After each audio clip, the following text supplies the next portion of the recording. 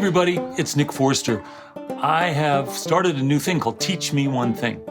And it's basically just me calling my buddies up and asking them politely to teach me something. This episode is the bass player for the band Phish, Mike Gordon. And Mike is a really curious musician. He's a guy who likes to play the banjo and obviously the bass and guitar, and he loves traditional old music and loves improvising. And you're about to find out what he wants to teach me this time. Here it comes.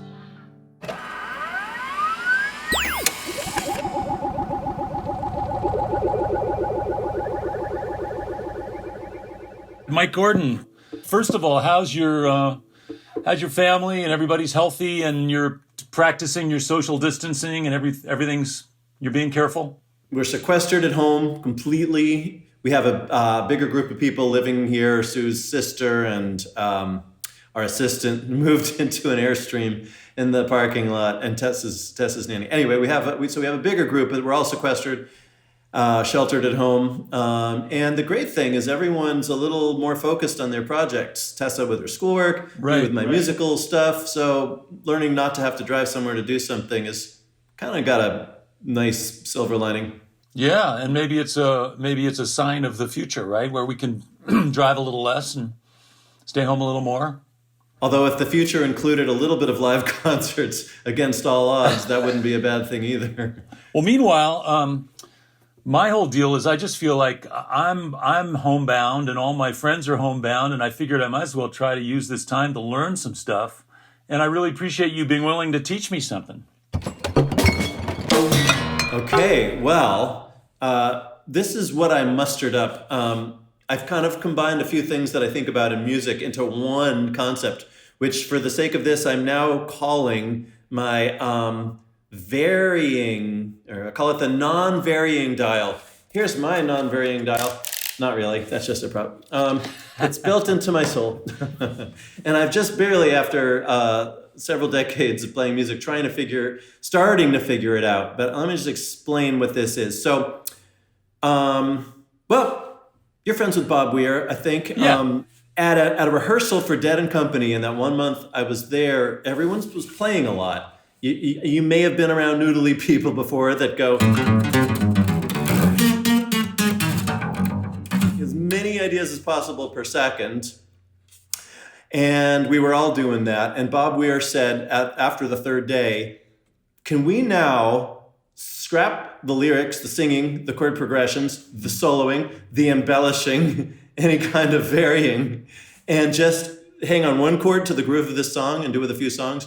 And the ironic thing is, my mind was blown. It was more like being at a Grateful Dead concert when Jerry Garcia was alive and the whole deal, when I was getting into that zone, than all of the noodling that we had done. And that was an interesting code to crack. So with my own band, not with Phish, but my band, I started doing this exercise. Phish had these exercises back in the day based on listening, where we'd play a lick and copy each other and compliment each other and force ourselves to listen, because these bad gigs were coming out where we were in our own worlds. And in this improv jam band sort of world, that's the tendency. Everyone's going to play a lot of licks. They're going to use all the licks, all the scales, all the chords, everything they know at once, and not listen to each other.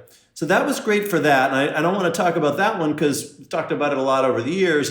But what this is this thing called the non-varying exercise. So on the meter, that's way low, and it's really helpful. I'll explain why. So with my band, again, some virtuoso musicians, they can solo while the other ones are soloing. They can play a million notes per second.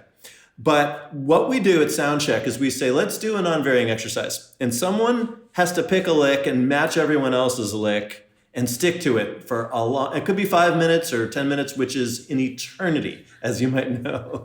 Yeah. And so let's say it's...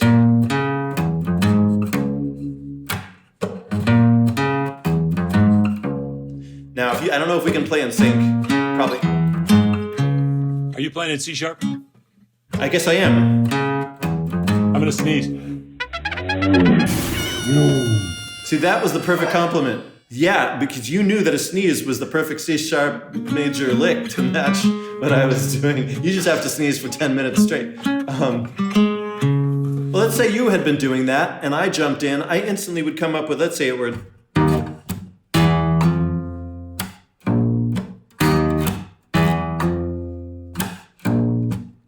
figuring that that will somehow match what you're doing.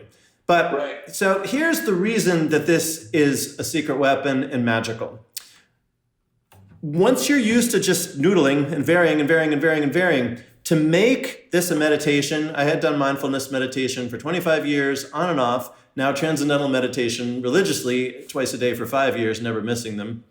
And you pick one thing to focus on. So in mindfulness, it was often the breath.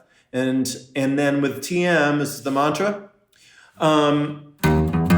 So the lick becomes a meditation like that. But the interesting thing that happens with all of those forms of meditation, including the musical one, I find, is that even though we're non-varying, it's a non-varying exercise, it opens up a whole beautiful, colorful rainbow of possibilities, not to vary, not to do, but to notice, to be aware of. So with mindfulness, I might notice that the in-breath leads to the little pause before the out-breath. And this pause is a little longer and it's a little deeper this time. And every time it's different because no two snowflakes are the same. And with the mantra, similar, but you get distractions when you're meditating. And the advice is usually you don't give yourself judgment or a hard time about that at all. And in fact, in TM, the distractions are very important. You learn from them. They bubble out of your system. It's like therapy without having to go to therapy. This is like that too. So I'll be in my band. It's a 5-piece band, and right to my left is the percussion player Craig, who also plays ngoni, the African harp instrument. But if he's just playing on the conga, I'm going. Let's see, what was I doing? I don't remember. He might be going.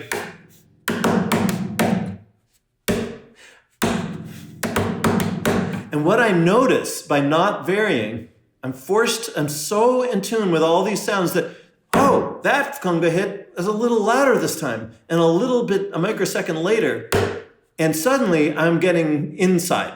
I'm seeing what's between the notes, not just the selection of notes, but all of this beautiful world of stuff that's just, the note can be so many things. It can be loud and soft and different timbre. But what you're talking about is kind of a sort of a hyper listening by being less focused on your contribution and more aware of the sort of repetitive pulse of the things that are going on around you and tapping into that almost like, as you said, a mantra or something that's just repeating that you can tie into. Exactly. And the listening, there's several benefits. The listening is just the first benefit.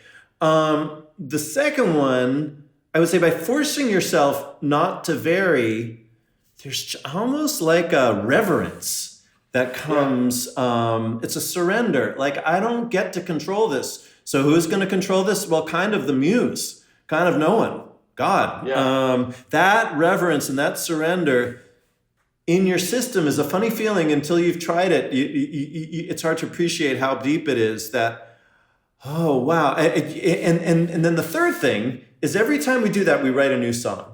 You would think it'd be the most boring, if that was just a 1-bar pattern, maybe a 2-bar pattern sometimes, but that you would think would be the most boring bunch of patterns but you've ever heard. But if we do this at soundcheck, I tape the soundchecks, and every time it's interesting. It's the opposite of boring. And conversely, every time we're in the middle of a jam and we're all playing a million notes per, that's the boring.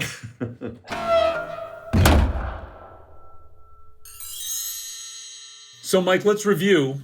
The first thing that we talked about is a kind of listening that's really almost a meditation, where you think about the core element of a lick or a form, and that it has a repetitive nature to it, and that you absorb it almost as you might a pattern of breathing, and you focus on it so that you can listen to it more intently.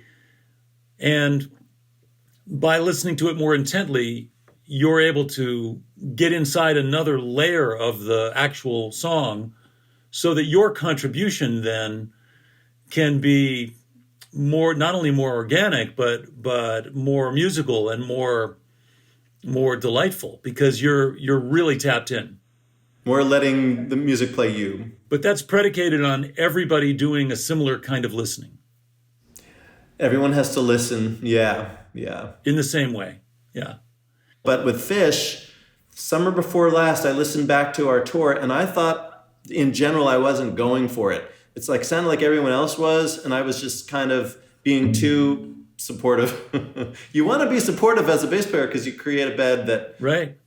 But I said, you know what? Next time we do a big tour, I'm going to try to do more 16th note runs, because by playing faster more, that'll force me to jump around and just find stuff, which is sort of like going for it, flying through the air with it. So those are the two ends of the spectrum, I think. But it's funny because that's the opposite of what you're talking about before, where you were jamming with Bob Weir and it's like everybody's really busy and everybody's playing a lot.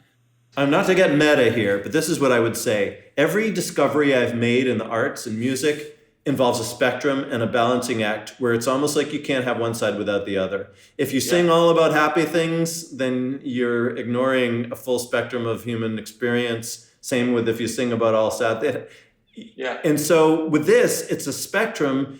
So back in the day with Phish, and even recently, I've had incredible jams where everyone is just making synth sounds and I'm going like this.